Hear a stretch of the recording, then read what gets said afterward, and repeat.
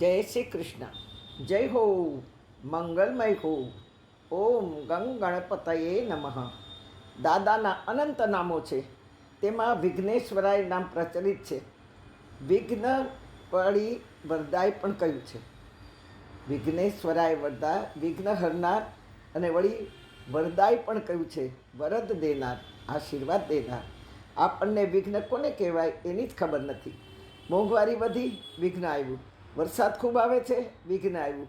ધાર્યું કામ થતું નથી, એને આપણે વિઘ્ન કહીએ. જેવા સંસારના નાના મોટા કાર્યો કોઈ કારણસર અટકે, આપણને વિઘ્ન આવ્યું લાગે.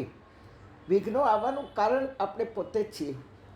વિઘ્ન ક્યારે આવે? ખોટા કર્મ કર્યા હોય, એ રાહ જોઈને બેઠા હોય, તેમાં આપણી બેદરકારી હોય, ભૂલો કરીએ, વાતને સમજ્યા વગર માની લઈએ, આળસ કરીએ, સામાના વિચારે ચાલવું, શંકામાં રહેવું, પોતાના પ્રોબ્લેમ માટે દરેકની સલાહ લેવી, આ બધા વિઘ્ન આવવાના રસ્તા છે. બુદ્ધિની અસ્થિરતા, ભ્રમણામાં રહેવું, બીજાના કહેવા પ્રમાણે જ વર્તવું, સવાલ પૂછીએ ત્યારે આપણને ગમે તેવો જ સામી વ્યક્તિ જવાબ આપે તો જ આપણને શાંતિ થાય અને તો જ વિઘ્ન આવે. એવી જિદ્દમાં જીવવું કે આપણું ધાર્યું થાય તેવી જ માગણી આપણી પૂરી થવી જોઈએ, અને એ ન થાય કારણ કે કર્મ ન હોય, બીજું અક્કલ વગરની માગણી હોય, સ્વાર્થની માગણી હોય, તેથી પૂરું ન થાય.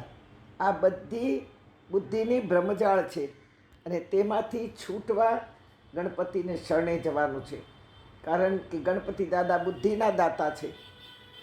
હા, સામાન્ય વિચારો આ બુદ્ધિમાં છે, જેમાં સંસાર વ્યવહાર જ ભર્યા હોય. મેધાવી બુદ્ધિ ક્યારે કહેવાય? સામાની ઉન્નતિ ભરી હોય, સામાનું કલ્યાણ, વિશ્વનું મંગળ ભર્યું હોય, એ બુદ્ધિ પછી પ્રજ્ઞા બુદ્ધિ છે. તેથી બ્રહ્મચાર તોડવા વિઘ્નેશ્વરાયની પ્રાર્થના છે. વિઘ્નેશ્વરાય વિઘ્ન હરે ક્યારે? આપણી બુદ્ધિ ખીલે ત્યારે, આપણી બુદ્ધિના વિચારો બદલાય ત્યારે એ વિઘ્નેશ્વરાય વિઘ્ન હરવા બેઠા જ છે, અને તો જ વિઘ્ન હરાય. તેથી બુદ્ધિમાં અંકુશ મૂકવાની જરૂર છે. અંકુશ એટલે નિયંત્રણ.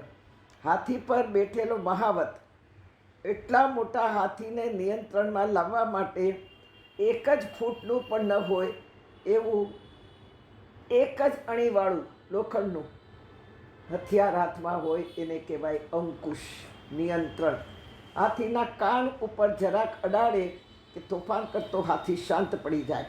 તેમ બુદ્ધિમાં અંકુશ મૂકવાથી વિચારો બદલાઈ જાય, બુદ્ધિ નિયંત્રણમાં આવી જાય. હા, અંકુશની ધાર, તેથી નિયંત્રણની ધાર આપણે લગાડવાની છે, અને તો જ તોફાન બંધ થાય. વિઘ્નો આપણે આપણા જ હણવાના છે, બીજો શું હણે? દરેક વ્યક્તિ વિઘ્નના જાળમાં ફસાયેલો જ છે, તો બીજાનું વિઘ્ન એ કઈ રીતે હરી શકે? ત્રિશૂળ, શિવ પાર્વતી ગણપતિ જેના હાથમાં ત્રિશૂળ. આ ત્રિશૂળ તો બહુ જ જીવન બદલાવી નાખે એવું મહાન શસ્ત્ર પણ છે અને શાસ્ત્ર પણ છે. જુઓ, શારીરિક, માનસિક અને આર્થિક આ ત્રણ શૂળ, આ દુઃખ આપણને સતાવે છે. હા, આપણે આ ત્રણેયને હણવાના છે. પહેલું તો શારીરિક દુઃખ. સદાય વ્યક્તિને તમે પૂછો કેમ છો તો એ માંદો જ હોય, બધું ખાતો પીતો હરતો ફરતો હોય, પણ સતત એના મોઢામાં તબિયત સારી નથી એવી વાતો જ હોય. તેથી પહેલું તો આપણે બુદ્ધિમાં અંકુશ એ લાવવાનું છે કે આપણે શારીરિક માંદા પડીએ, ઘરના સિવાય કોઈને કહેવું નહીં, કારણ કે કોઈ આપણું દુઃખ લેવાનું નથી. બરાબર?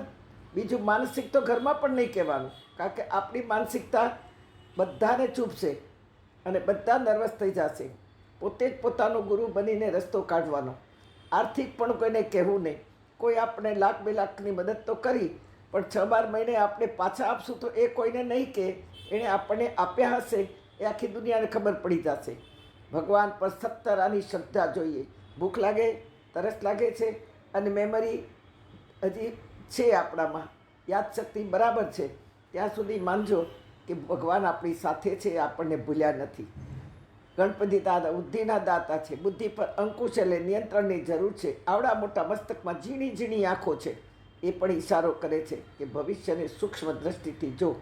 બાળકોમાં સંસ્કાર છે, યુવાનોમાં ઉત્સાહ છે, દીકરીઓમાં મર્યાદા છે, પ્રૌઢોમાં પ્રેમ વધેલો દેખાય છે, વૃદ્ધોની સેવામાં કંઈક વિસરાતું તો નથી ને.